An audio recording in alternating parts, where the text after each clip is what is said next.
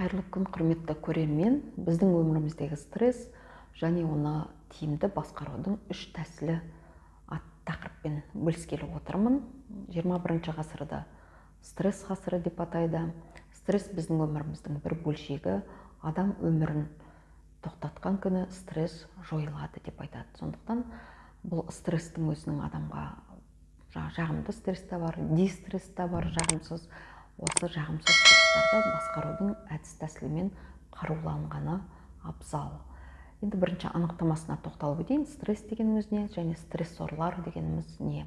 Стресс дегеніміз бұл қоршаған орта факторлар мен құбылыстарының адамның психикасына әсері және ағзадан аз немесе көп мөлшерде қайта құрылуын қажет ететін психологиялық күй болып табылады.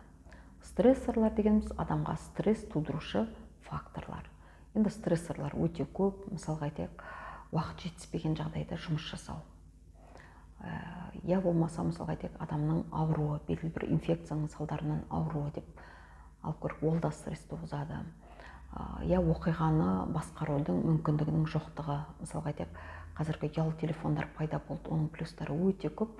Бірақ та біз кейде өзіміздің балаларымыз болсын, тума-туысымыз болсын, ұялы телефонды алмай қалатын болса, я өшіп тұратын болса телефон, уже біздерге стресс аламыз, мазасыздық пайда болады деп айтамыз да.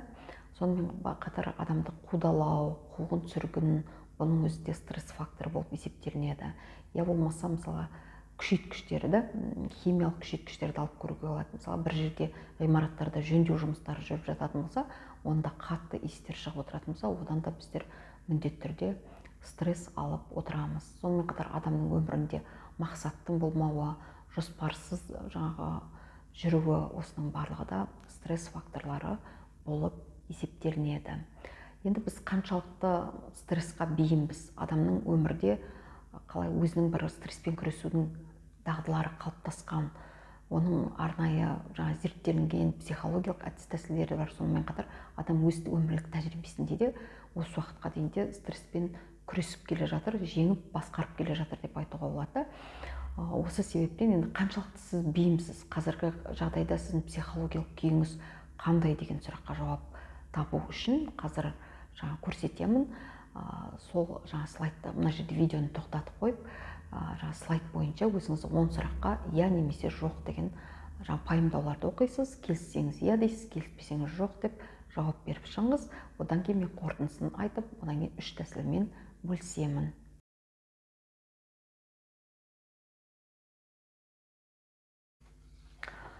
Жақсы, құрметті көрермен, өзіңіздің стресске бейімділігіңізді анықтап алсаңыз, нәтижесімен таныстырып өтейін. Бірінші, сіз 4-тен жоғары ұпай жинақтасаңыз, онда стресске бейімсіз, стрессті басқару тәсілдерін меңгеру керек дейді. Ал 7-ден жоғары болса, іс-әрекетіңіз туралы ой таразылаңыз, жүйелі жаттығуларды жасауға кеңес беріледі. Енді стресс бұл адамның 4 деңгейіне де әсер етеді, физиологиясына да әсер етеді, интеллектуалды деңгейіне де, эмоционалды күйіне де және мінез-құлқына да әсер етеді. Енді осы әсер еткендіктен біздер қандай тәсілдерді меңгеру керекпіз? Сізге 3 тәсілді ұсынғалы отырмын. Біріншісі бұл табиғи адамның өзін өзі реттеу тәсілдері деп аталады. Мысалы, айтып көретін болсақ, қандай тәсіл? Терең тыныс алу деген тәсілді ұсынамыз. Шындығында ол ең мысалға жеңіл, бәріміз білетіндей әдіс тәсілмен болғанмен білу бір бөлекте, жасау бір бөлек. Осының бәрі біле тұра терең тыныс алуды жасамайды. Яғни таза ауада, тіпті үйдің ішінде отырсаңыз да терең мысалға мұрынмен дем алып, одан кейін өзінің санау реттілігін қосып та 1, 2, 3, 4 дегенде дем аласыңыз, 1, 2, 3, 4 дегенде келесі санаған кезінде демді ішіңізде ұстап тұрасыз, 1, 2, 3, 4 дегенде сыртқа шығарасыз, және дем алған кезеңде сіздің көк етіңіз, ішіңіз деген сыртқа қарай керілу керек, демді шығарған кезеңде керісінше қабырғаға қарай тартылу қажет. Екінші табиғи әдіс тәсіл бұл күн нұрына шомылу деп аталады. Табиғаттың керемет өзінің мүмкіндігі болып тұрса, күн сәулесі жарқырап тұратын болса, онда соған тікелей шығып 3-5 минуттай сіз күннің нұрына шомылуыңызға болады, және Д дәруменін алуыңызға болады. Я болмаса, ондай күндерде күн сәулесі шығып тұрмаса, ойша күн нұрына шомылуыңызға болады. қоршаған ортаны бақылаудың мүмкіндігі болатын болса, жаяу жүретін болсаңыз, кеште мысалға міндетті түрде серуенге шығады ғой адам. Сонда осы сәттерде ойдың жетегінде кетпей, болмаса әлеуметтік желілерге жаңағыдай тәуелді болып жүрмей, табиғатта болып отырған құбылыстарға, табиғаттың құлпыруына, өзгеруіне мән беру, оның өзінің бір емдік жағында әсер ету, қалай сондай күші бар деп айтуға болады да, осыны жіберіп алмаңыз. Сонымен қатар әрбір отбасында мен ойлаймын енді фотоальбомдар болар. Сол фотоальбомдарға қарасаңыз, фотоларға қарасаңыз, болмаса электрондық тұрғыдан да қарауға болады. Сіздің жарқын сәттеріңіз, жарқын өміріңіздің сәттері бейнеленеді, соған ойша жаңағыдай қайтадан сезінуге, сол қуанышты, сол жағымды эмоцияны басыңыздан өткеруге мүмкіндік болады. Осылай өзін-өзі реттеудің әдіс-тәсілдерін қолданыңыз, ол өзінің міндетті түрде нәтижесін береді. Екіншісі эмоцияны басқару деп алып көрейік. Эмоцияны басқару үшін біздер өзімізге сұрақ қою керек. Біз көп адамдар мысалға айтайық, автоматты түрде әрекет етеді. Мысалға айтайық, бір фактор әсер етті ме, оған ашуланды ма, тез жаңағы реакция, іс-әрекет жасап отырады. Әрбір адам бастапқыда мысалға өзіне мынадай сұрақ қоятын болса, мен нені сезініп тұрмын, қандай эмоцияны сезініп тұрмын деп та, мысалға айтайық, мен қуанып тұрмын, мен ренжіп тұрмын, мен қорқып тұрмын, мен мазасызданып тұрмын, анықтап алу керек біріншісі. Себебі не? Екінші сұрақ қоясыз. Себебі не?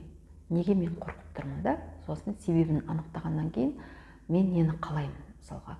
Сол сізге арқарда іс-әрекетіңізге кедергі, болмаса ойланбастан бұрыс әрекет жасауға түрткі болмау керек. Мен нені қалаймын деген сұрақты міндетті түрде қою керексіз. Одан кейін сол сұраққа жауап тапқаннан кейін мен қалай әрекет ету керекпін деген сауалға да жауап табасыңыз. Бастапқыда бұл жаңағы кішкене жұмыстануға тура келгенмен, ол дағдыға айналған кезеңде автоматтандырылады. Яғни сізді көптеген теріс әрекеттерден қорғайды, сіздің денсаулығыңызды сақтайды деп айтуға болады.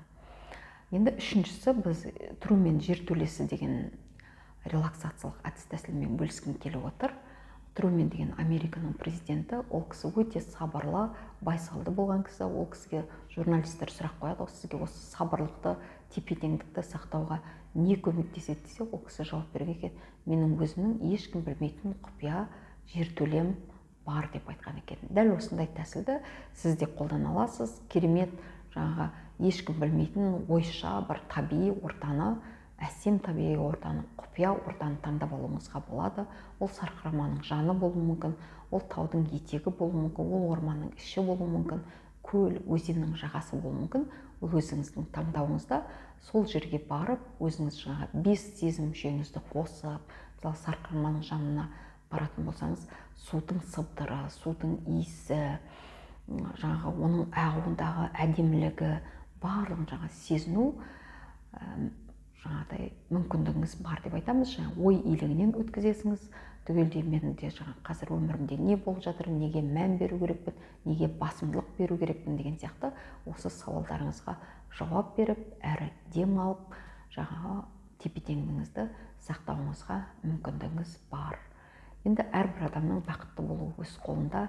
Біз бүгін танысқан тақырыптарымыз, әдіс-тәсілдеріміз да жалпы мазмұндағы бұл адамның өміріндегі өзін-өзі басқара алатын жағдайдағы стресс туралы айтып отырмыз. Енді созылмалы депрессияға ұшыраған стресс, депрессияға ұласқан стресстер болатын болса, оған маманның көмегі қажет болады.